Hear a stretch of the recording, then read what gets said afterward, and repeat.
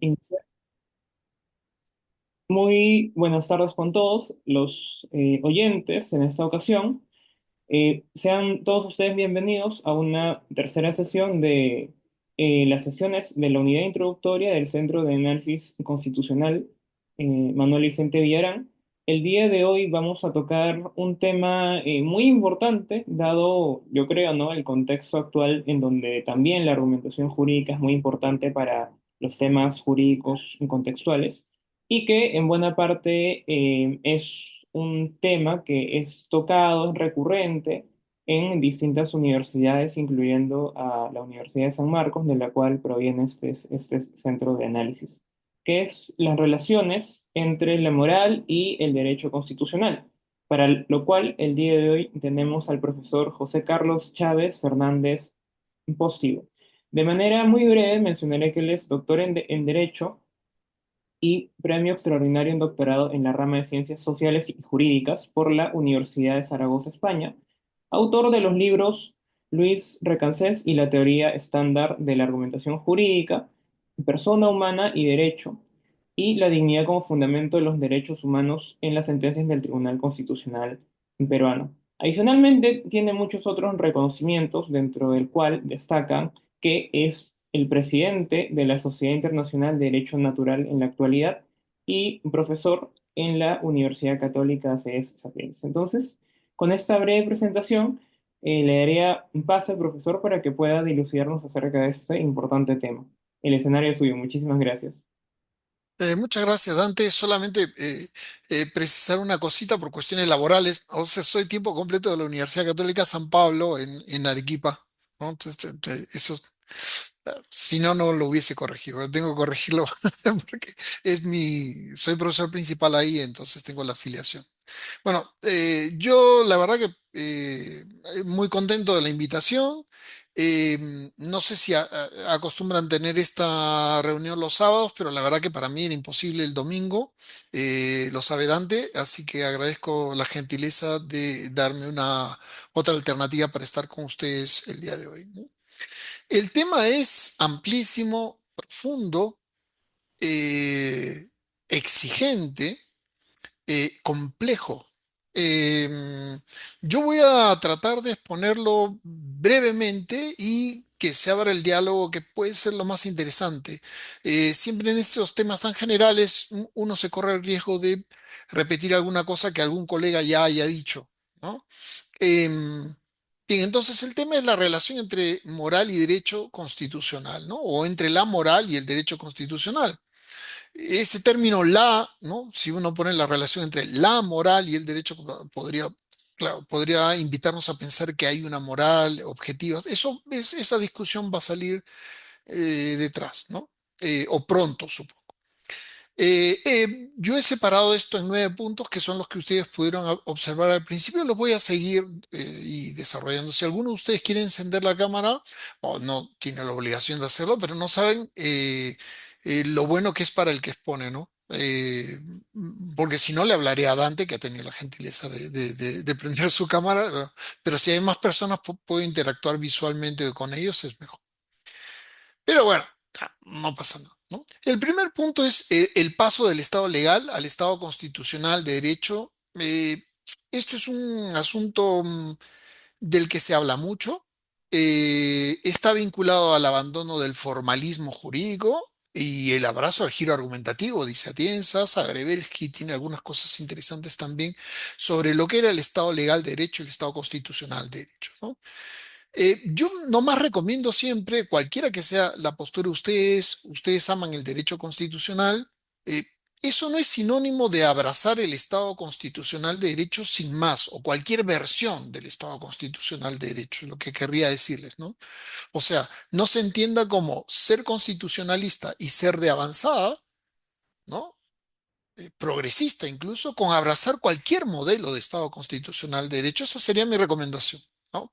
Em, Voy a hacer una cuestión descriptiva muy rápido por si a alguien le sorprende esto. No creo, pero haré una descripción muy breve de lo que se dice que es, y de lo que más o menos hay consenso que es, y luego ya un poco de la idealización de las cosas, y trataré de mostrar algunos problemas de esa idealización de las cosas, ¿no? La historia más o menos es esta, ¿no es cierto? En la modernidad tardía comienza a sentarse el modelo del Estado legal de derecho, es un Estado donde la ley tiene la primacía, ¿no es cierto? Las constituciones son el marco político, pero el derecho es la ley, básicamente, ¿no? Y claro, como modernidad tardía se intenta en el derecho instaurar una sistematización de, ¿no? El derecho es un sistema. Para Kelsen, por ejemplo, lo seguimos diciendo, ¿eh? Es interesante, seguimos hablando de sistema jurídico. Pero la idea fundamental del sistema jurídico era un sistema normativo, un sistema de disposiciones jurídicas muy bien trabadas que evitaban las antinomias o podían resolver por sí mismas las antinomias, evitaban las lagunas y tenían respuesta para cualquier problema, ¿no? Digamos que era la versión tardía del proceso de la codificación, ¿no? Entonces, teníamos el derecho perfectamente sistematizado, por un lado, y por otro lado, para aplicarlo, pues, más allá que se considerase que fuese muy sencillo, ¿no? La realidad es que lo que había que hacer era subsumir el hecho en la norma y llegar al resultado. Se planteaba que incluso una computadora pudiese, en los casos extremos, no todos, pero en los casos extremos planteaban que incluso una computadora pudiese reemplazar al juez sin ningún problema, porque eh, digamos, esta tarea de subsumir los hechos en la norma, pues con algunos patrones lógicos, con algunos modelos de lenguaje básicos, podría lograrse, ¿no? ¿Qué pasó? Vea, pasó varias cosas, ¿no?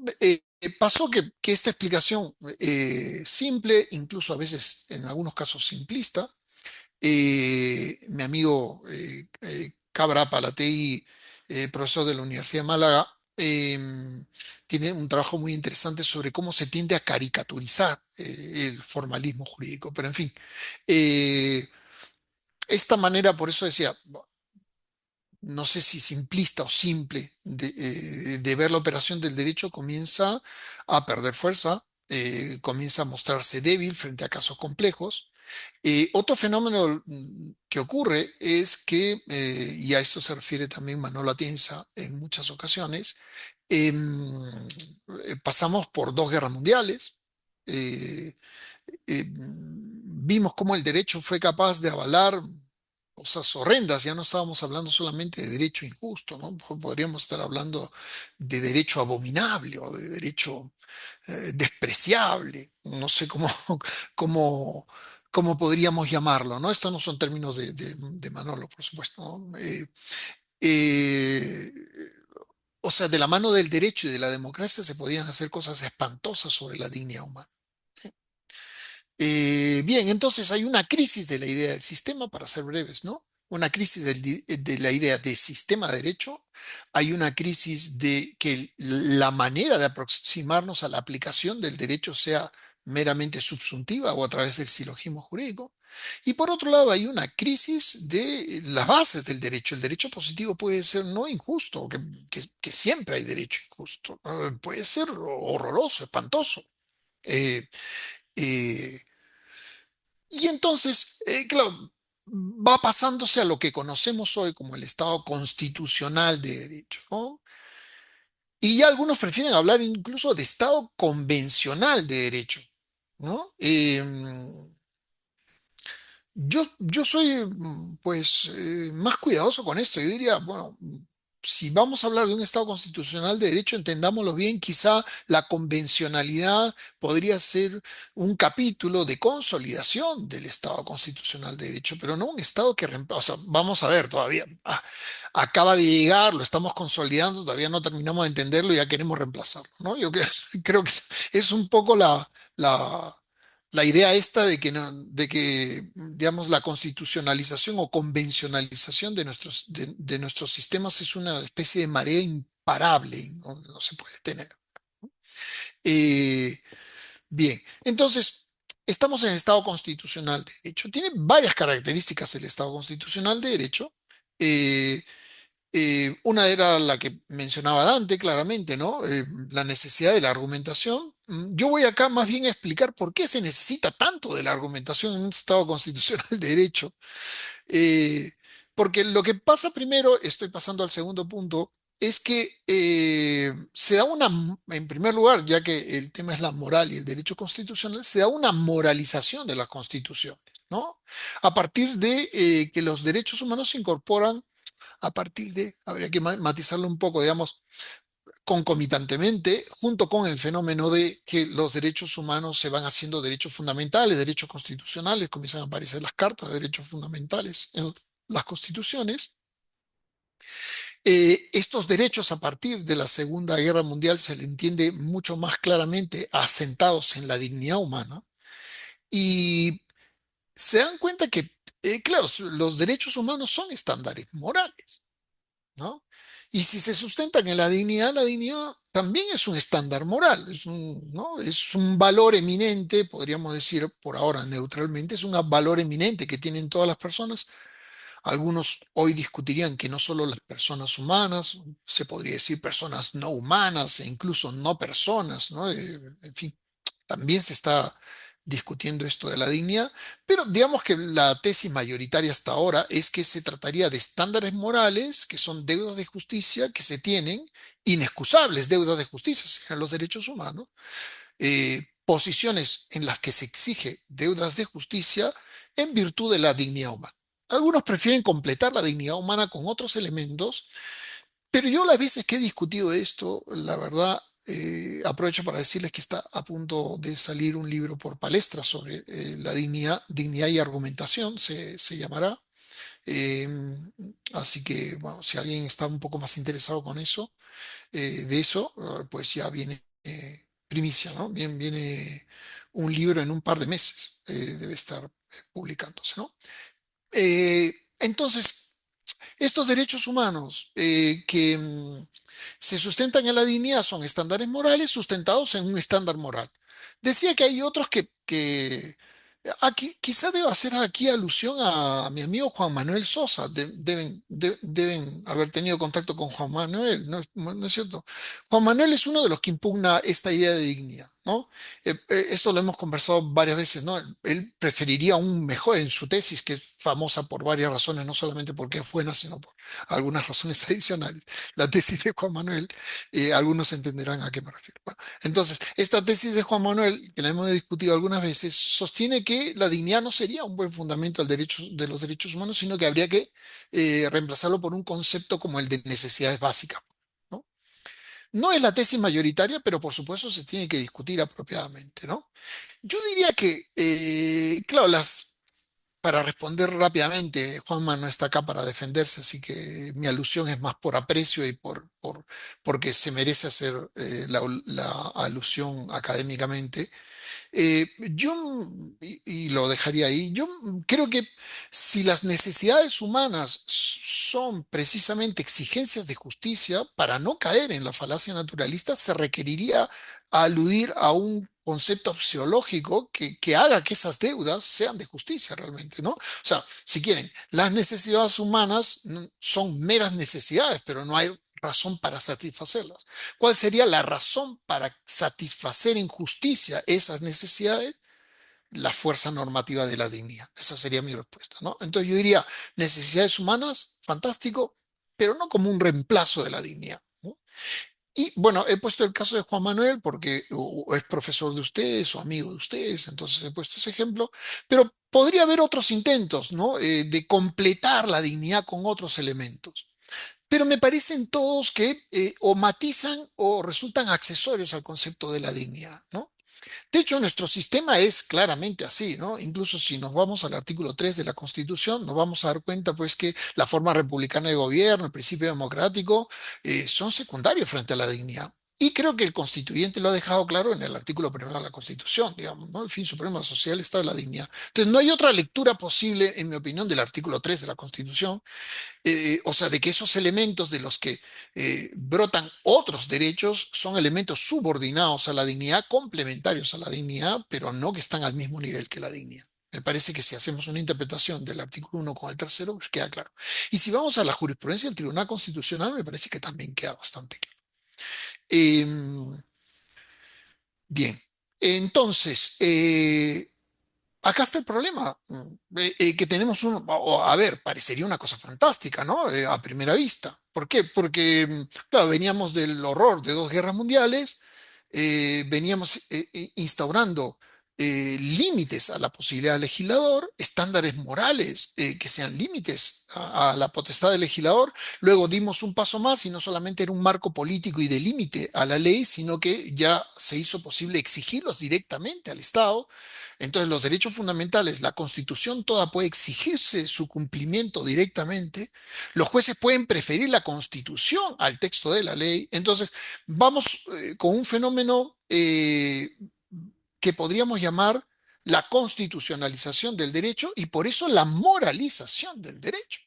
¿Sí? O sea, ya no solamente es que la Constitución tiene estándares morales, sino que se pueden exigir esos estándares morales directamente, se pueden exigir por encima de la legislación, se puede derrotar la legislación en base a esos estándares morales, se pueden encontrar derechos implícitos en esos estándares morales. Es decir, algún juez podría plantear que prefiere un derecho no explícito presente en la Constitución con una alta carga moral a una ley específicamente, ¿no?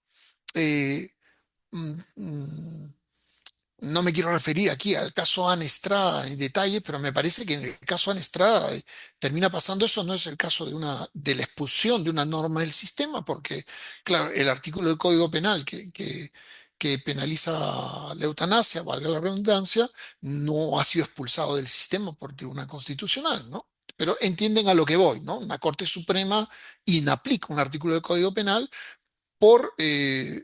claro, en este caso no hay un derecho a la eutanasia, sino como el derecho a la dignidad.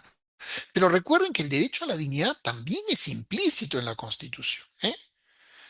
Em, ya no me voy a meter en ese tema, pero a mí me parece claro que es implícito. O sea, yo lo veo en el artículo primero como fundamento de los demás derechos. Luego no está en los derechos. Eh, Luego en el 3 vuelve a referirse como fundamento de los derechos. Luego en el 7 se hace una alusión como vaga a lo que podría ser un derecho a la dignidad, pero en su argumentación el Tribunal Constitucional no acude al artículo 7 para justificar el derecho a la dignidad. Y luego se habla de que hay un contenido autónomo del derecho a la dignidad, en fin, y la eutanasia sería parte, o sea, parte del derecho a la dignidad en el momento de morir. Bien.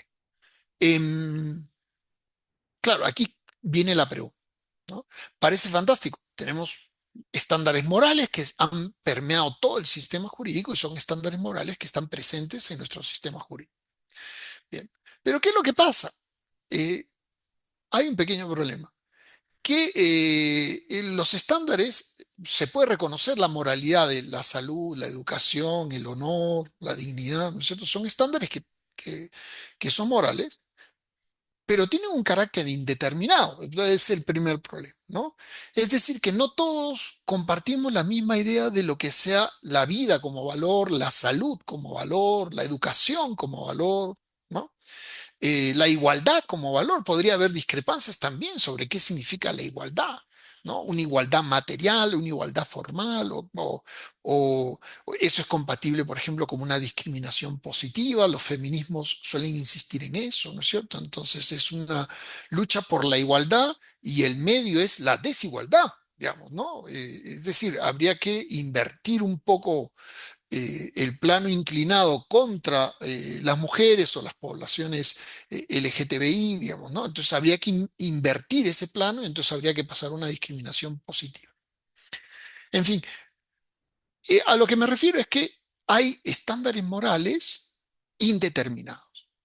Y son indeterminados no solamente porque no sabemos exactamente en qué consisten algunos valores, digamos que hay un núcleo de consenso, me imagino, ¿no? Por ejemplo, en salud, creo que mucha discrepancia no puede haber sobre algunos aspectos. Pero claro, ya sobre otros aspectos puede haber discrepancia no poca, ¿eh? Bien, Entonces, pero no solamente pasa eso con los derechos humanos, que es que el valor al que se alude en la norma es un valor que puede ser discutible, como por ejemplo el valor vida. Implica no destruir ninguna vida no agresora o implica una vida con todas las comodidades estándar que se tiene en un primer mundo, por ejemplo. Algunos parecen ver en la vida esto último, digamos, ¿no? La vida digna sería estándares propios, pues, del primer mundo, digamos, habría efectivamente una deuda de justicia de vivir todos como se vive, entiendo yo, la clase media del primer mundo, ¿es esto, la vida? ¿O la vida es no destruir vidas humanas, no agresor, ¿no? Está ese debate completamente abierto ahí, ¿no? Se puede decir, una es una posición progresista, la otra es una posición conservadora, pero con eso no se resuelve el problema de a qué se alude con ese valor. Primera indeterminación. Y la segunda indeterminación es que esos valores están recogidos en una forma lingüística, en disposiciones constitucionales, sumamente abiertas. Es decir, tienen la forma de principios, podríamos decir, ¿no? Es decir, les pongo el ejemplo, ¿no? Toda persona tiene derecho a la vida. A ver, lo primero que yo puedo preguntarme es, wow, eh, ¿qué está prohibido? ¿Matar está prohibido? No, ¿verdad? No, hay algunos casos en que se puede matar. Bien. Entonces, ¿es obligado vivir? Creo que no. ¿Está permitido vivir? Eso es lo que quiere decir el artículo primero de la Constitución. A esto suelen contestarme, no, es mucho más rico. Claro, pero lo que pasa es que esa riqueza de sentidos para los abogados resulta un problema, porque, claro, a la hora que nosotros tenemos que convertir esas disposiciones constitucionales en normas, se requiere un trabajo argumentativo. Y ahí voy a lo que decía Dante, ¿no? Efectivamente, no puede haber Estado constitucional de derecho sin argumentación porque los estándares fundamentales del Estado constitucional de derecho son altamente indeterminados, ¿no? Entonces, lo que hay que hacer es un ejercicio muy fuerte de dar razones por qué interpreto esa disposición constitucional de esa manera. Entonces vemos que los derechos humanos han traído indeterminación. Es decir, indeterminación, porque los valores pueden ser concebidos de manera distinta si en nuestras sociedades plurales pues hay más pluralidad de interpretación de los valores. Y por otro lado, lo que hay que hacer con esos valores tampoco está claro, ¿sí? Quizá todos estemos de acuerdo en que toda persona tiene derecho a la vida es incompatible con una especie de permisión del homicidio. No, no, el que quiera puede matar a quien le dé la gana. Creo que podríamos decir que es evidente que eso es incompatible con el artículo primero de la Constitución, pero luego ya no está tan claro qué cosa es compatible con el artículo primero de la Constitución, perdón, con el 2.1 de la Constitución. Ya no queda tan claro, ¿eh? Bien. Eh, bueno, para resolver esto, a las Cortes se le ocurrió que había que recurrir al fundamento. A nuestro Tribunal Constitucional también se le ocurrió esto y está muy bien. Es decir, vamos, cuando no se sabe muy bien cuáles son los alcances de los derechos, pues faltaba más. Recurramos a su fundamento. ¿Y cuál es su fundamento? La dignidad. ¿Y qué pasa con la dignidad? También es un concepto indeterminado. Eso no se los tengo que contar a ustedes porque deben haberlo oído de Juan Manuel, digamos. Esa es una de las razones por las cuales él dice, mejor estamos sin la dignidad. No porque él no crea que somos seres con dignidad, evidentemente, sino porque él dice ese concepto, pues, complica las cosas, en realidad, complica las cosas. Y yo lo puedo entender perfectamente porque efectivamente complica las cosas, ¿no? Lo que pasa es que mi camino es tratar de determinar el concepto de manera razonable, más que descartarlo, ¿no? Entonces, eh, voy por la mitad, ¿eh? Para que respiren, digamos. O sea, esto no va a durar demasiado más, demasiado mucho, mucho más, lo que quise decir. Bien. Entonces, los derechos humanos son estándares indeterminados, pero se les puede determinar si recurrimos a la dignidad. Pero la dignidad es un estándar indeterminado. ¿Entienden ustedes ahora por qué yo digo que hay que ser, si eres progresista o eres conservador o si eres paladín de la Constitución o no? Yo te recomendaría con mucha humildad, se los digo, con mucho respeto, tomarlo con calma esto de la constitucionalización, porque puede pasar que bajo la constitucionalización del derecho viene una moralización del derecho y bajo la moralización del derecho lo que estemos presenciando sea la imposición de cierta moral en el derecho. ¿Sí? Yo he escuchado, no hay ningún problema porque es la moral de los derechos humanos, no hay ninguna moral particular. Hombre, la moral de los derechos humanos es indeterminada y los que determinan eso son los jueces. Entonces, pues, la moral de los derechos humanos, uno se corre el riesgo de que termine siendo las opiniones morales de los jueces. ¿Sí? Y yo puedo entender que por naturalista puedo, no sé, puede parecer que soy un conservador, entonces soy digno de sospecha, lo acepto. Pero esto lo dicen también autores positivistas, esto lo dice también Waldron, esto lo dice Toño García Mao, que de naturalista pues no tienen nada, ninguno de los dos, digamos, ¿no? O sea, como que nos estamos atragantando, discúlpenme ustedes, la figura de moralidad, ¿no? Una moralidad cada vez más creciente, cada vez más fuerte, que permea todos los derechos. El derecho constitucional ha desplazado el derecho civil. Siempre me burlo de mis amigos civilistas diciendo esto. Ven que ya nadie estudia derecho civil complementariamente, todo el mundo estudia derecho constitucional.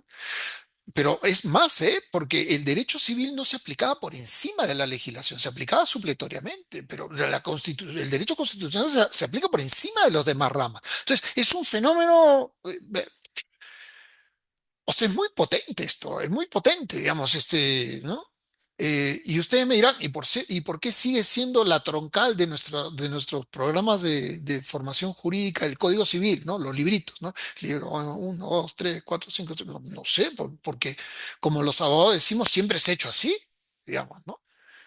Bueno, no siempre fue así y en algún momento podría dejar de serlo, ¿no? No, no sé si tiene mucho sentido seguir tratando el derecho civil como la madre de todo el derecho, ¿no? Si quieren usar esa figura, digamos, ¿no? O el padre, no sé no sé, el progenitor, lo que quieran, ¿no? Ya me entendieron ustedes que son buenos. Bien. Entonces, eh, bueno, ya. ¿Y la dignidad qué puede ser? Nuevamente nos topamos con esto. La dignidad puede ser autonomía moral, la dignidad puede ser ontología. ¿Qué dice nuestro Tribunal Constitucional? Las dos cosas. Entonces uno dice, bueno, debe ser una visión bastante rica del concepto de dignidad. No, es contradictorio, eso es lo malo. Se podrían plantear juntas dignidad ontológica y dignidad autonómica, ¿eh? Pero lo que hace nuestro Tribunal Constitucional es plantearla en tensión, ¿sí? A veces parece que la dignidad es, mientras más autonomía moral, más dignidad, y otras veces parece que hay que limitar la autonomía moral por la dignidad. Pero si eso es así, pues la dignidad no puede ser autonomía moral, es algo más. Yo esto lo tengo desarrollado en varios lugares. Si no lo han oído o lo han leído, yo se los cuento aquí muy rápido, ¿no? Yo tiendo a pensar que se puede combinar el concepto de dignidad como autonomía moral. Es esto de que el valor de la dignidad se expresa en la posibilidad de ser dueño de sí mismo y y de su destino, y que los derechos deban manifestar ese señorío de los seres humanos sobre su destino. Yo estoy de acuerdo con eso. La pregunta es si no hay límite, no hay más límite de la autonomía moral que de la autonomía moral de los otros. Ese es el problema. Y yo más bien creo que la autonomía tiene un límite en lo que podemos llamar naturaleza humana. ¿Sí? Esa naturaleza humana no es un constructo en el aire, digamos, es lo que podría advertirse si es que profundizamos en la estructura propia que nos hace humanos. Yo diría que eh, porque conocemos la naturaleza humana no de manera infalible, pero más o menos de una manera básica, es que estamos de acuerdo en que la vida es un derecho, la salud es un derecho, la educación es un derecho, la igualdad es un derecho. ¿Y por qué pienso eso? Eh, bien. Voy a lanzar, solamente me voy a permitir por el tiempo lanzar un argumento contra la dignidad como mera autonomía, o sea, la dignidad sin ontología, o sea, una autonomía sin ontología. Voy a lanzar un argumento sobre eso, contra eso. Bien, a ver, si todos estamos de acuerdo, y creo que lo estamos, que los derechos son inalienables, si estamos de acuerdo que son universales, si estamos de acuerdo que en todos tienen la misma fuerza y que no es admisible la discriminación por ninguna razón, ni por sexo, ni por género, ni por orientación sexual, ni por raza, ni por religión, ni por nada. Es porque todos tenemos igual goce de los derechos humanos y así debe ser. Bien, yo estoy de acuerdo con eso. Muy bien, pero ¿qué es lo que pasa? Si decimos que el sustento de esos derechos iguales y universales es la autonomía moral, o sea, esa capacidad fáctica de ser dueño de nosotros mismos, nos topamos con la sorpresa que esa capacidad fáctica de ser dueño de nosotros mismos no es igual en todo. O sea, no todos somos igualmente autónomos, es lo que quiero decir. No todos tenemos la misma autonomía moral. Y claro, empezaré con lo más evidente. No la tiene pues el embrión, no la tiene el niño antes de nacer, no la tiene el niño recién nacido, ¿eh? Tampoco, ¿eh? No es que antes de nacer no tiene autonomía y después de nacer la tiene. No, tampoco la tiene, ¿eh? Luego no la tiene las personas con discapacidades o capacidades especiales, ustedes me entenderán, ¿no? Que tiene dificultades para tomar decisiones autónomas. ¿Eh? Esa autonomía no la tiene la que está en estado de coma. Eh, y ya se imaginarán muchos otros casos.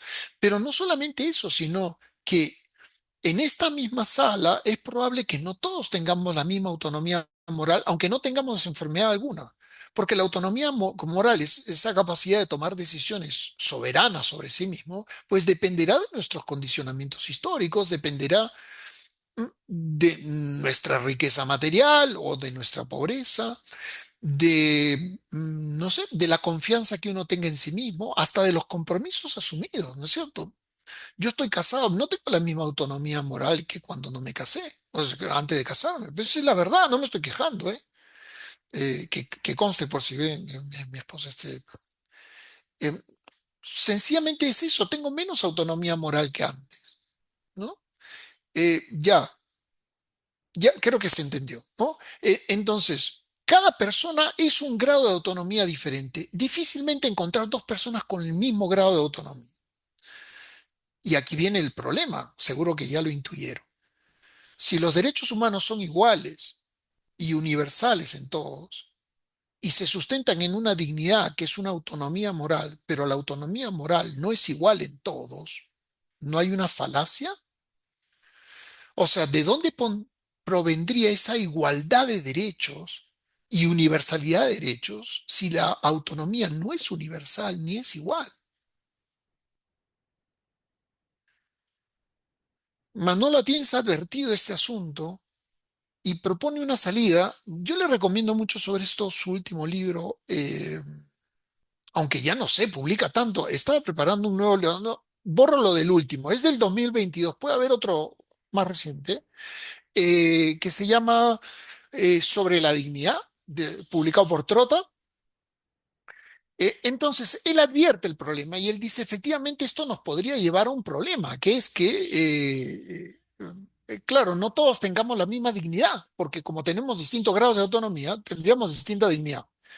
Pero la solución que propone el profesor Atienza, no, tampoco está aquí para defenderse, por supuesto, voy a ser breve, lo que propone es que fijemos un umbral sobre el cual tengamos toda la misma dignidad y por debajo ya no se tenga dignidad. Ya, a mí me desilusiona esta solución, porque me parece peor que el problema. ¿Por qué? Porque claro, a ver, si se tienen los mismos derechos a partir de una dignidad fijada consensualmente, pues a mí me parece que el fundamento de los derechos deja de ser la dignidad y pasa a ser el consenso. ¿sí? Eh, Ese es el primer problema. Y lo segundo es, no veo qué justicia habría en que una persona diga, a ver, ¿tú reconoces que yo tengo más dignidad que tú? Sí, pero insistes en que el Estado nos debe tratar como si tuviésemos la misma. Sí, no veo mucha justicia en eso. Eh, y ustedes me dirán, bueno, ¿y entonces qué propones? Bueno, yo propongo completar la idea de dignidad como autonomía con un sustento que además, además sirve como límite de esa autonomía. Claro, pero ustedes me dirán, ya, pero igual ese sustento tendría que ser universal e igual en todos. Sí, claro. Ya, ¿y cuál es ese sustento? La naturaleza humana. O sea, la dignidad sería ontología que se manifiesta en una autonomía, pero sería ontología. Claro, como es la naturaleza humana, no es mi modo de ser ni tu modo de ser, sino es la estructura que todos los seres humanos, sin importar nuestras deficiencias o capacidades, tenemos, entonces efectivamente puede ser la dignidad universal. Todos podemos tener la misma dignidad. Todos, absolutamente todos. No me lo necesitan presentar, ¿no? No es algo así como, oye, yo tengo la misma dignidad que tú. A ver, vamos a examinarte un poquito. A ver, tú cómo tomas tus decisiones. A ver, tienes capacidad para moverte por ti mismo. A ver, piensas rápido, piensas lento, ¿no? A ti te manda tu mamá, tu hermana. ¿Cómo es? No, no. Yo sé que es ser humano y porque es ser humano tiene la misma dignidad que yo y el resto no importa para el sustento de los derechos. Ya, pero eso es abandonar el concepto de dignidad como autonomía moral o solo como autonomía moral y apuntar a una dignidad como ontología. Eh, los que me digan, bueno, Pepe, te felicito, ¿sabes qué? Interesante tu idea, pero no tiene nada que ver con nuestra Constitución. Chequeen el artículo 7 de la Constitución. En el artículo, yo sé que cuando se habla de dignidad no se habla del 7, pero yo no entiendo por qué no se habla del 7. Se habla de la dignidad 4 veces en nuestra Constitución. Y el artículo 7 es fundamental. En el artículo 7 dice, no lo tengo delante para leerlo, pero ustedes lo pueden revisar, ¿no?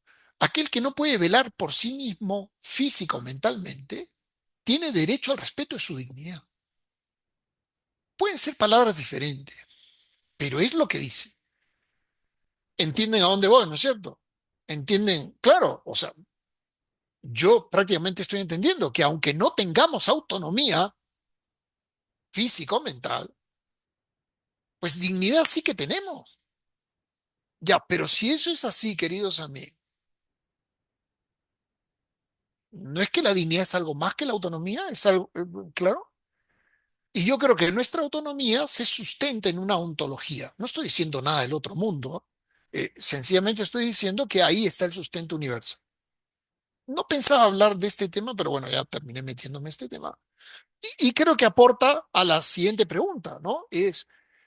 ¿y, ¿y cuál es la moral? Porque lo primero es, ¿cuál es la dignidad? ¿Y de qué moral hablamos? Cuando decimos el derecho, digamos, la moral se introdució en la Constitución y a partir de la Constitución se introdució en todo ¿no? ¿Qué moral? ¿La tuya, la mía?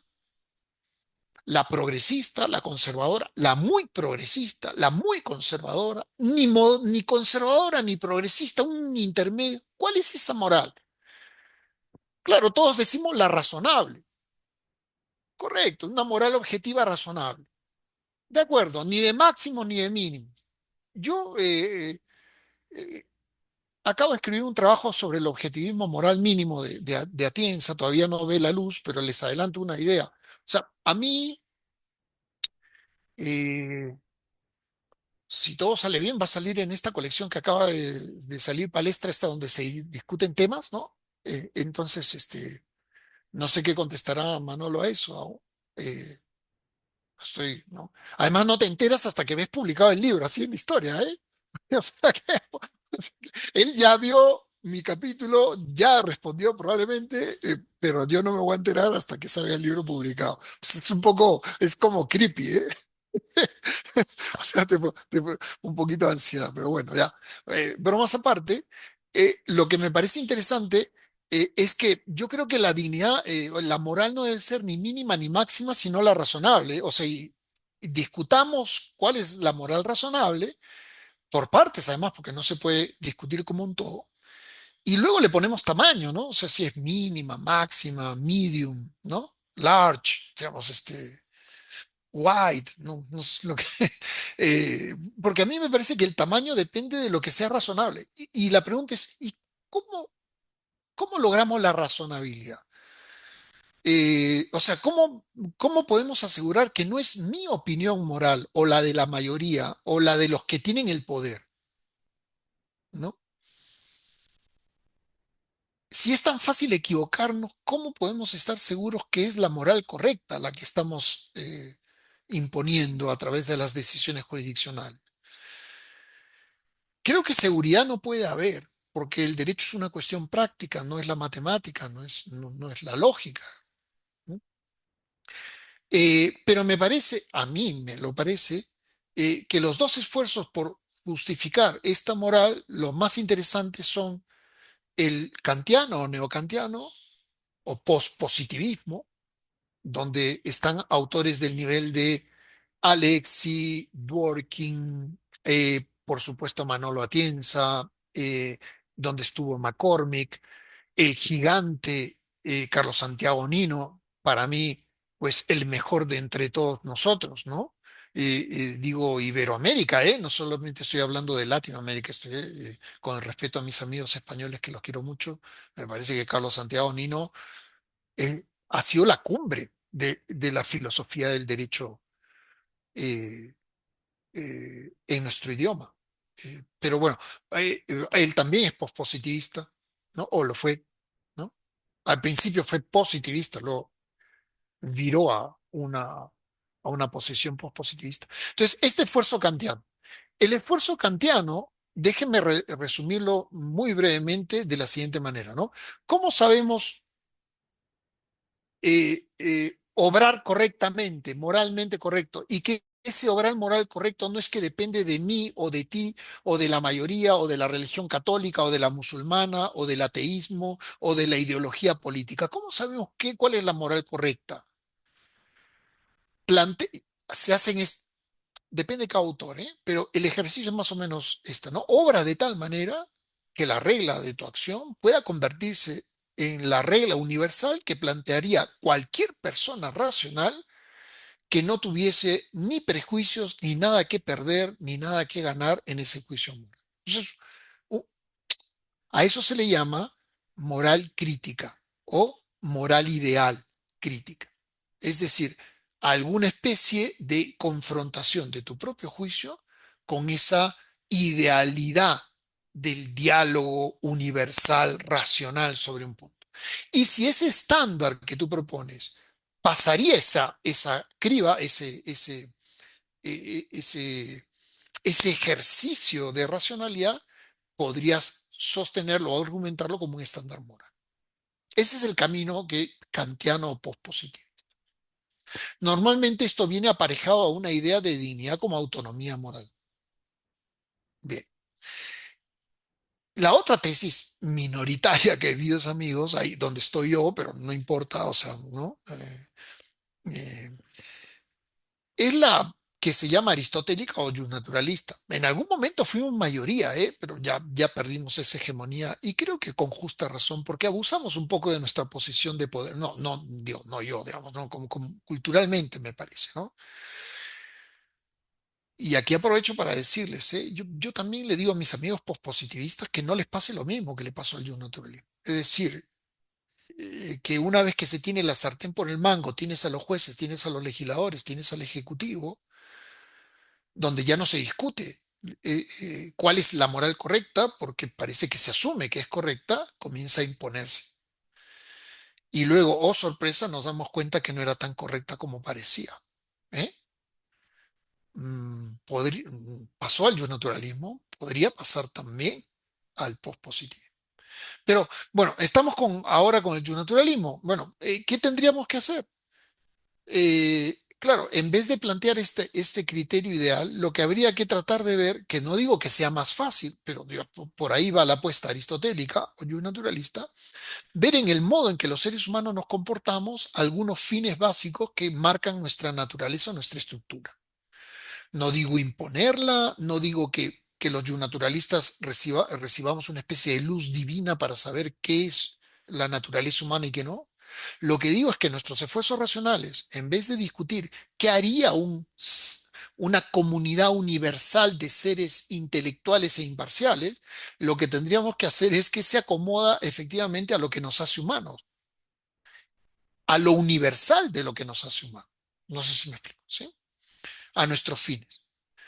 Me parece que la educación, la salud, la igualdad responden a esa estructura humana básica. O sea, somos seres que comemos, somos seres que estudiamos, que necesitamos estudiar, somos seres... Y ahí conecto con la idea de las necesidades básicas y por eso no me disgusta esta idea, porque yo creo que las necesidades básicas se sostienen en un modo de ser humano, que es valioso. Y entonces esas necesidades básicas se hacen deudas de justicia. ¿Qué les parece? Ya, pero esa propuesta sería la propuesta aristotélica, naturalista y minoritaria, ¿eh?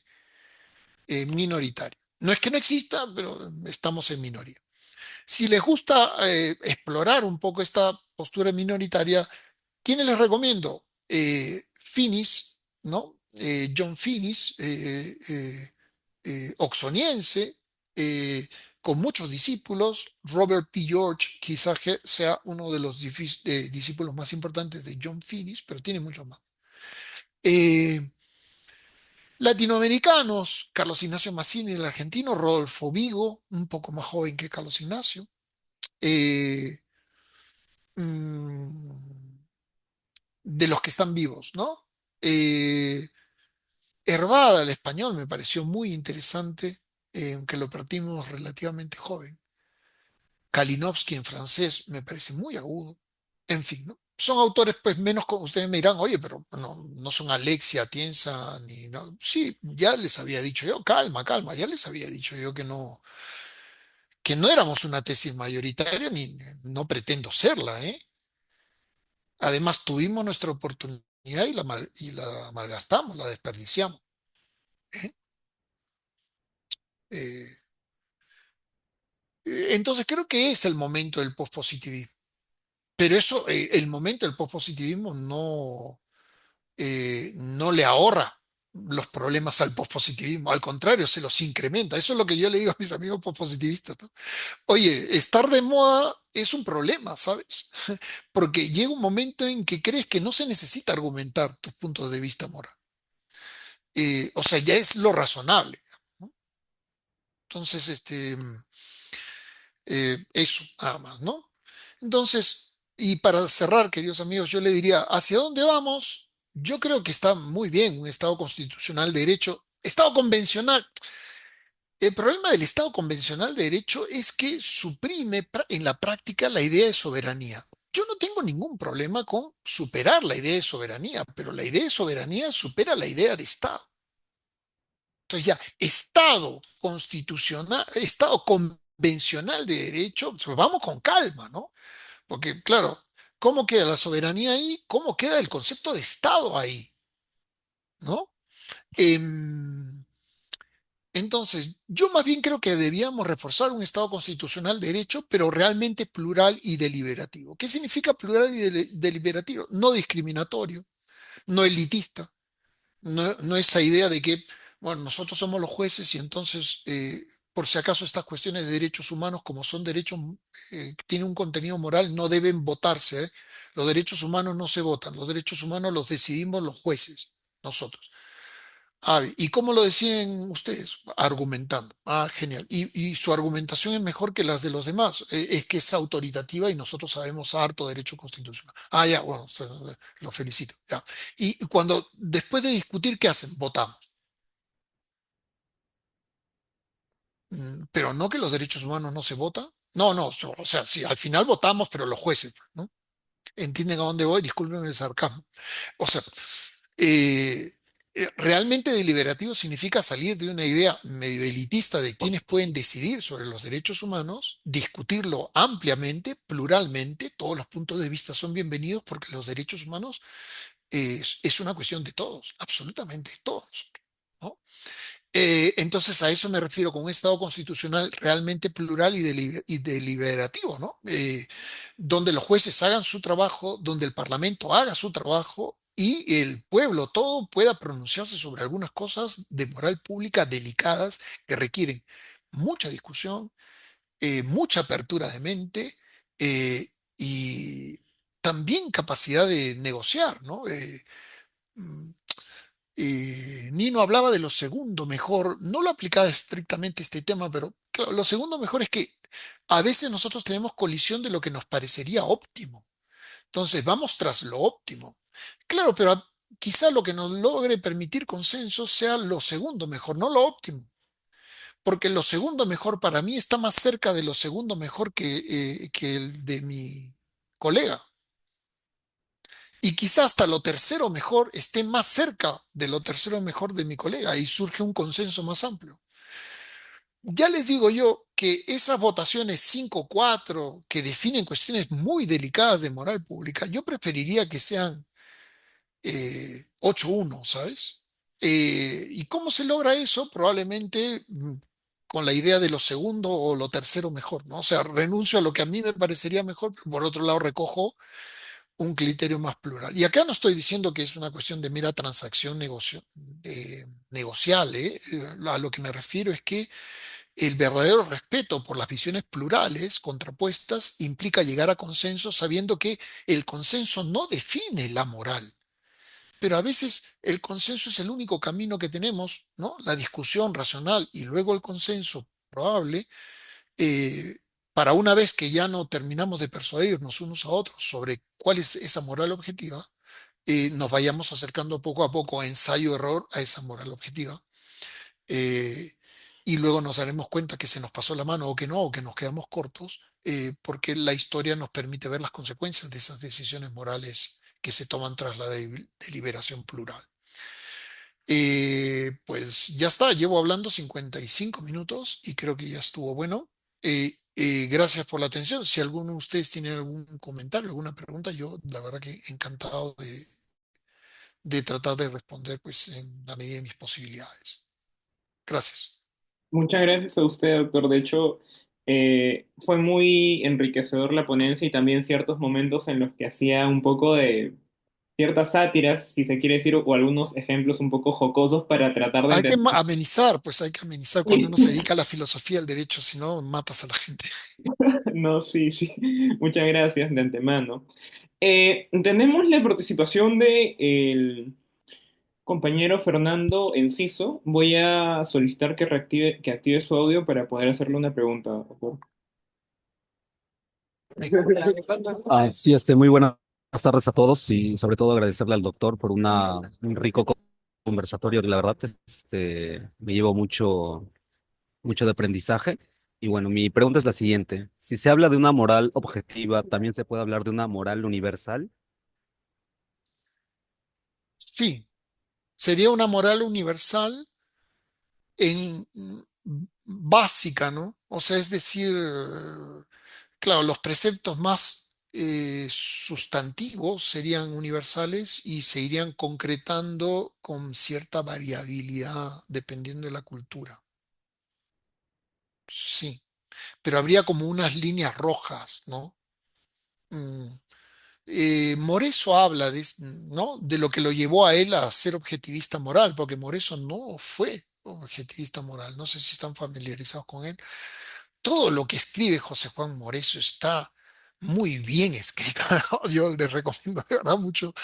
Él fue positivista, o vamos, es positivista. Se ha acercado muchísimo al pospositivismo, creo que él lo podría admitir sin ningún problema. Él se entiende como un positivista incluyente. Lo que decía es que él fue algo parecido a un escéptico en algún momento, y hoy no lo es. Y lo que él dice es, claro, un precepto como que no se puede torturar niños por placer, no puede ser correcto, ¿no? No, o sea, él no ve ninguna posibilidad de que pueda ser planteado como, o sea, digamos, sería una línea roja moral, ¿no? Entonces, cuando pensemos en en una moral objetiva y universal, pensemos en algunas líneas rojas que marcan prohibiciones que no se pueden cruzar. No muchas, pocas, eh, pero reales, ¿no? ¿Cuándo es el momento de abandonar el objetivismo moral? Cuando tú crees, no, cualquier línea roja se puede cruzar. No hay ninguna línea roja en materia moral que no sea traspasable. Puede ser que para alguna cultura sea correcto torturar niños por placer y sería pues correcto para ellos, no para mí, pero sí para ellos.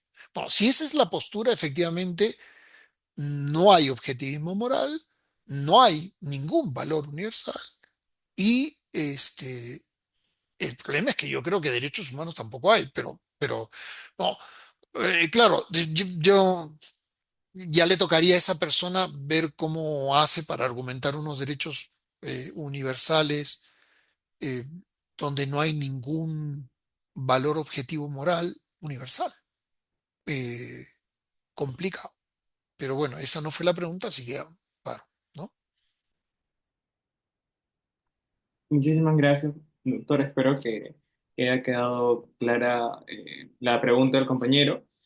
Ahora le voy a dar pase también a otro participante que desea hacerle una consulta. Bien, Estimado bien, Eduardo, Carlos. tienes el paso. Muchas gracias, Dante. Bueno, antes que nada, un gusto el poder escucharlo, doctor. Yo lo sigo en sus redes, bueno, principalmente lo he visto en Facebook, que me gusta siempre lo que sube. Pero mi consulta va a Gracias, ser Eduardo. lo siguiente. Gracias. No, a usted más bien. Y mi consulta va a ser lo siguiente. En algún momento mencionó sobre la comprensión del Tribunal Constitucional sobre lo que es la dignidad, que Mm, como tal no tiene una delimitación en sí de ella y que más que resultar como un estándar, termina siendo un estándar abierto. Entonces, en esa situación, mm. ¿cómo cree que debería actuar este Tribunal Constitucional? Si tiene otra oportunidad de pronunciarse al respecto sobre la dignidad, ¿no? No, bueno, te agradezco la pregunta difícil. Lo, lo que pasa es que ya lo tengo hecho, porque hice en el 2012 me publicó Palestra un libro que se llama La dignidad como fundamento de los derechos humanos en la sentencia del Tribunal Constitucional Peruano. Entonces ahí critico un poco, o bastante, siempre con respeto, porque no se trata de contestar, además de criticar a una configuración del tribunal, porque el problema atraviesa varias configuraciones del tribunal, ¿eh? Progresista, más conservador, nada, que es igual, igual, da igual. Entonces, ahí hago la propuesta, ¿no? A mí me parece que lo que corresponde no solamente a nuestra Constitución, a nuestra tradición constitucional, sino también al Estado constitucional de derecho contemporáneo, es asumir la idea de la dignidad como autonomía moral desde la ontología. Me parece que se puede defender racionalmente y me parece que eso. Y si no se quiere esa propuesta, que asuma alguna, diría yo, ¿no? Yo te diría, la Corte Constitucional colombiana tiene una idea muy clara de dignidad como autonomía moral. Yo no la comparto, pero es consistente, ¿me explico, Eduardo? ¿Sí? O sea, yo prefiero esa consistencia de la Corte Constitucional colombiana, aunque no la comparta, pero como a que hay una línea muy clara, digamos, ¿no? En cambio, la nuestra, pues que es un poquito sí, un poquito no, un poquito por allá, un poquito, ¿no? A mí me parece eso peor porque, claro, el justiciable no sabe a qué atenderse, a qué atenerse pues va un poco no, yo entiendo que si hay un cambio de parecer, por ejemplo, en la Corte Constitucional colombiana, pues habrá pues habrá una, ¿cómo le llaman eso los constitucionalistas cuando hay un cambio de postura? Se me ha ido el término, ¿verdad? Overruling, Claro, sí, sí, sí, cambio sí, sí. jurisprudencial. Y hay que justificarlo, ¿no? El overruling hay que justificarlo. Es decir, se entendió hasta esto, no, no hacerse loco como que, bueno, y cambias, ¿no? Sino que bueno, se entendió esto por estas razones, con el respeto de las mayorías que nos han precedido, este tribunal se ve forzado a cambiar de doctrina hacia esto, ¿no? Pero en el TC peruano el problema es que no tiene que hacerlo porque no hay. Entonces, claro, puede decir lo que sea, digamos, no sé si me explico, y encuentra antecedentes. Y a eso me parece peor, eso me parece peor, ¿no? Entonces yo honestamente, con mucho aprecio a los magistrados, yo diría, por supuesto que no tienen que optar por una posición como la mía, que dicho sea de paso, valgan verdades, pretende ser un desarrollo de un trabajo del 2005 de la profesora Ilva Hoyos. Por supuesto que yo le he aumentado muchísimas cosas, pero hay que reconocer eso, este, colombiana. Eh, pues nada, ¿no? Yo diría, o se toma una postura como esta o alguna otra, como la postura de la Corte Constitucional colombiana, pero creo que así como estamos, no, no vamos, ¿no? Me parece que una dignidad como pura autonomía moral es incompatible con el artículo 7 de la Constitución, me parece, ¿no? Yo por eso que no los animo a una solución como el de la Corte Constitucional colombiana. Pero bueno, hasta ahí, Eduardo, gracias por la pregunta. Muchas gracias a usted, profesor. Hay una pregunta en los comentarios que menciona lo siguiente, de parte de Analí Vázquez. Interesantísima ponencia. ¿Es adecuada la caracterización de la dignidad que ha efectuado el TC Principio de Derecho ante la moralización del derecho y la Constitución y su evidente indeterminación? Su argumentación de los jueces no debería exigir una mayor argumentación, justificación sobre la adopción de las teorías de los derechos fundamentales empleadas para la interpretación de las disposiciones constitucionales. Creo que esta pregunta en parte la ha respondido, pero viene una segunda que dice lo siguiente. ¿Usted Claro. está de acuerdo con la propuesta de Rawls que excluye del debate público doctrinas comprensivas con la finalidad de generar un espacio neutral? Muchas gracias. Em, no me voy a poder referir a Rawls en este momento, o sea, estoy familiarizado con las ideas, pero no lo he estudiado nunca a profundidad, porque es un filósofo político.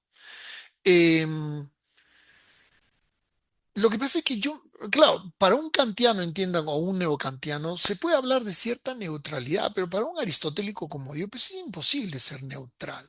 O sea, digamos, o sea, partimos de precomprensiones. Yo prefiero por eso el diálogo, asumiendo nuestras precomprensiones. Me he ido de frente a la última parte de la pregunta porque te juro que creo que contesté lo primero. Pero, a ver, voy a revisar. Acá tengo la pregunta. Efectivamente, sí. Ah, sí. Yo diría que la dignidad es el fundamento de los derechos, pero no es un derecho, ¿no? Lo explico un poco mejor. O sea, yo creo en los derechos innominados, los derechos implícitos, por ejemplo, ¿no? Yo no tengo ningún problema con los derechos implícitos, pero si ya tenemos derechos implícitos, ¿para qué la dignidad es un derecho, ¿no? O sea, me parece que confunde las cosas, ¿no? Por supuesto que entiendo yo que no se quiere decir que sea un superderecho que triunfa en el conflicto frente a todos los demás derechos, sino que una cosa es la dignidad como principio y otra la dignidad como derecho. Lo que no entiendo es cuál es el contenido autónomo de la dignidad como derecho. Mi opinión es que cuando se viola los derechos, se viola la dignidad. Y no se viola jurídicamente la dignidad sin violar derechos. Y la violación no jurídica de la dignidad es irrelevante para el derecho constitucional. La violación no jurídica, o sea que no de deudas de justicia me refiero, ¿no? Cuando no se trata de deuda de justicia, es irrelevante para el derecho constitucional. Entonces, en mi opinión es, la dignidad es un derecho, en mi opinión, no es un derecho, sino que se cristaliza en muchos derechos, incluso podría haber un derecho implícito. Yo creo que un tribunal podría declarar tranquilamente la violación de un derecho implícito, innominado literalmente. Podría ser que hasta nos cueste ponerle nombre. No tengo ningún problema. Pero que se diga que la dignidad es un derecho autónomo con contenido autónomo, el TC todavía no nos dice en qué consiste el contenido autónomo, yo veo mucho problema. Y luego ya vuelvo a lo de Rawls. Entonces, yo más bien creo que el debate no debe, eh, eh, digámoslo así. A ver, los argumentos, yo sí creo que tienen que ofrecerse razones públicas, pero las razones públicas me parece que tienen pretensión de ser asumibles por cualquier sujeto racional que entre al debate y no una especie de criba de qué cosa es una razón pública y qué no es una razón pública, ¿no? Concretamente, una persona puede dar un argumento de tipo religioso para para alguna cosa, yo creo que tiene todo el derecho a hacerlo. Pero yo creo que él, en primer lugar, tendría que ser consciente que su argumento religioso, pues, solo alcanza a quienes comparten su fe. E incluso muchas personas que comparten su fe podrían no estar de acuerdo en el argumento religioso. ¿Por qué? Porque precisamente entienden que tiene que ser un argumento en principio asimilable por cualquier persona, aunque no tenga fe. Entonces, yo creo que los propios creyentes podrían estar en desacuerdo con utilizar argumentos religiosos en el debate, honestamente, ¿no?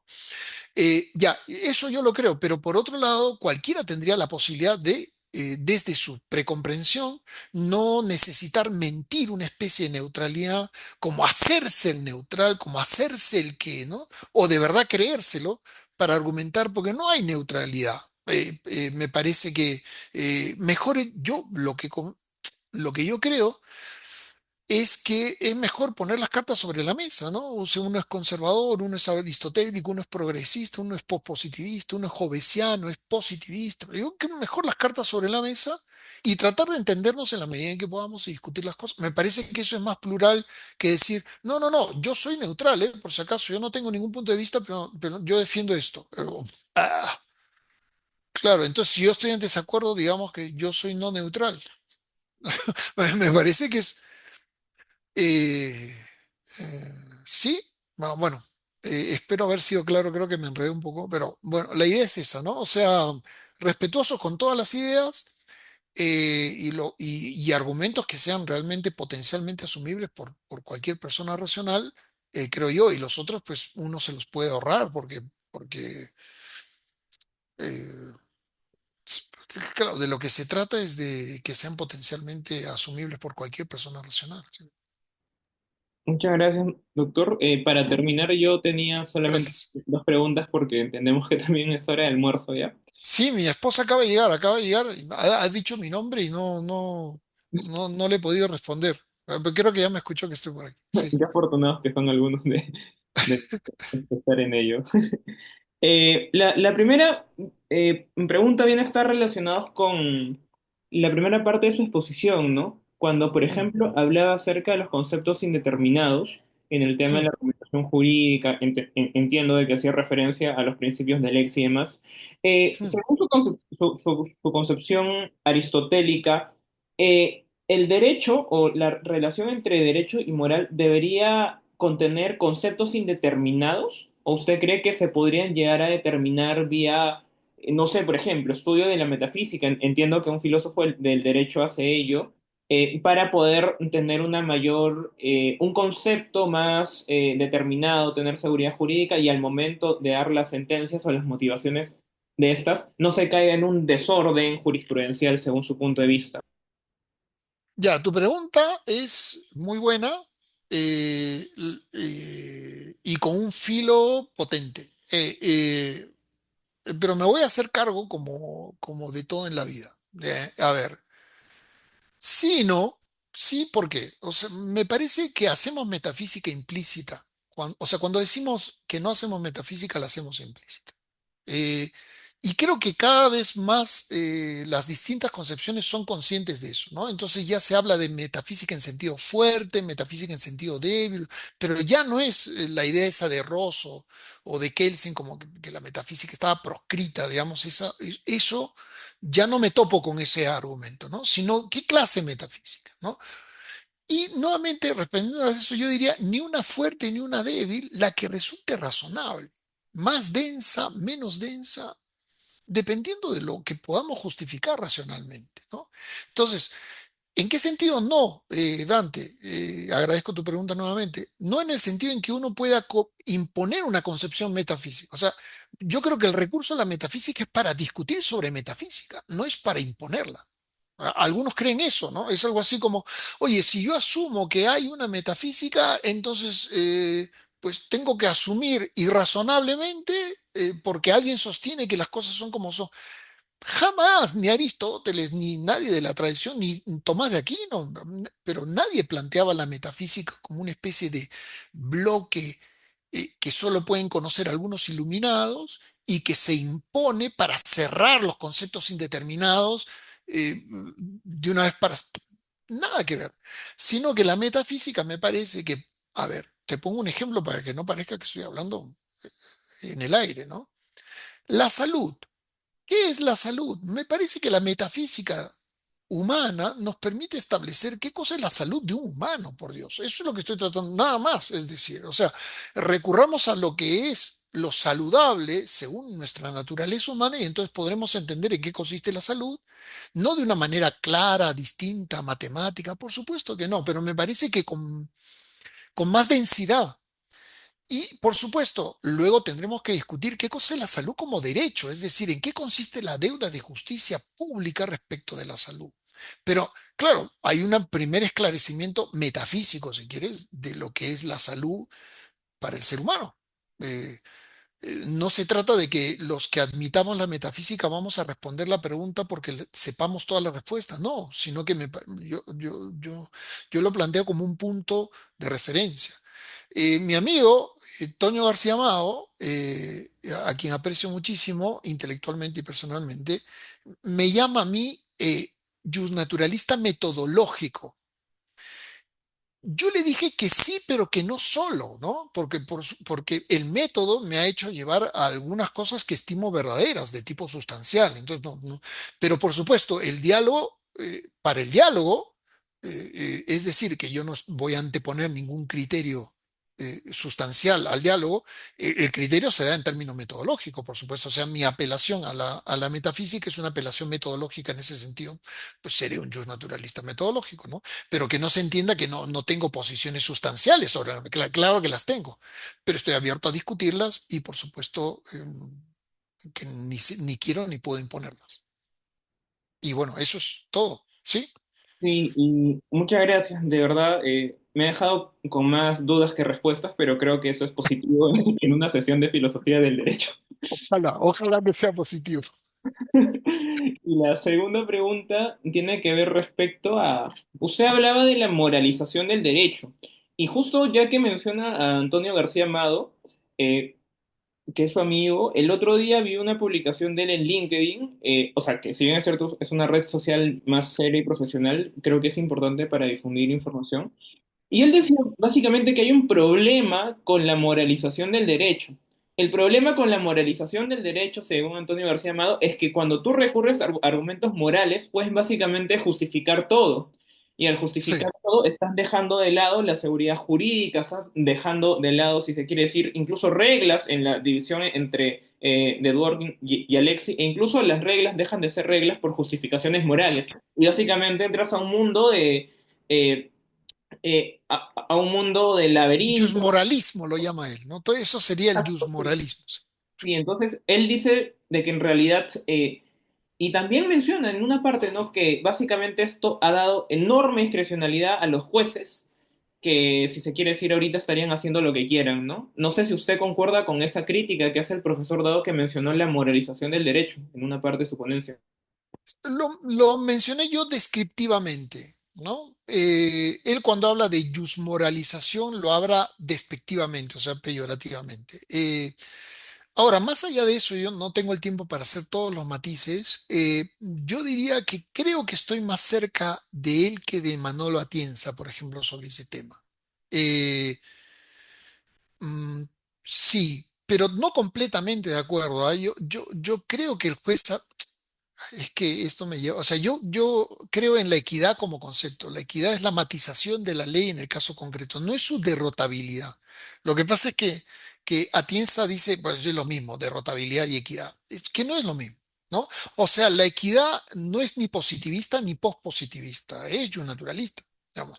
O sea, supone que efectivamente el derecho está en la ley y que la ley debe cumplirse. Lo que pasa es que lo que es generalmente justo para un caso específico podría no serlo tanto. Entonces el juez puede justificar razones para matizar la ley. No se trata de derrotarla. ¿Se entiende? Entonces yo creo en una moralidad que está presente en el derecho, por supuesto que sí, pero no una moralidad derrotadora de leyes. Lo pondría muy brevemente, ¿no? Y pues nada. Es lo que tendría que decir que pueda decir en 2 o 3 minutos, ¿eh? Muchas gracias por las preguntas tan interesantes y bueno, yo me despido, me lo he pasado muy bien con ustedes, la verdad. Así que si me invitan, o sea, no ahorita, pero si me invitan luego, pues de un tiempo, pues con mucho gusto. Ahorita estoy con mucha cosa encima. Pero bueno, gracias por la invitación. No se preocupe, doctor. Muchas gracias a usted. De verdad, creo que se parece mucho a la persona que veo en Facebook publicando, sonriendo, mencionando muchos libros, haciendo posteos interesantes. Y creo que esta sesión nos ha servido para todos, ¿no? Muchas gracias a usted y claro, lo vamos a volver a invitar en un futuro. No sé Gracias. si desea decir algo muy breve para finalizar o ya acabaríamos aquí la sesión, doctor. No, solamente eso. Nada, no sé cuáles son las posturas de ustedes. Entiendo que aman el derecho constitucional. Hagan eso, ¿no? Vayamos hacia un Estado constitucional, derecho realmente plural y deliberativo, ¿no? No de dogmas, de ningún tipo, ni naturalistas, pero tampoco positivistas, ni positivistas. Es decir, vayamos a un Estado constitucional de derecho realmente plural y deliberativo. Esa sería mi última palabra. Muchas gracias. Muchas gracias, doctor, y también muchas gracias a las 20 personas que se han quedado hasta esta hora. Ya es hora de almuerzo. No Sí, sí. solamente seguirnos en las distintas redes sociales, en las sesiones introductorias estamos tratando filosofía del derecho, introducción al derecho constitucional. Y la siguiente sesión la vamos a tener con el profesor Hackanson Nieto de aquí a 2 semanas aproximadamente. Muchas gracias y Saludos a Carlos. sí, le haremos llegar esa salud, doctor.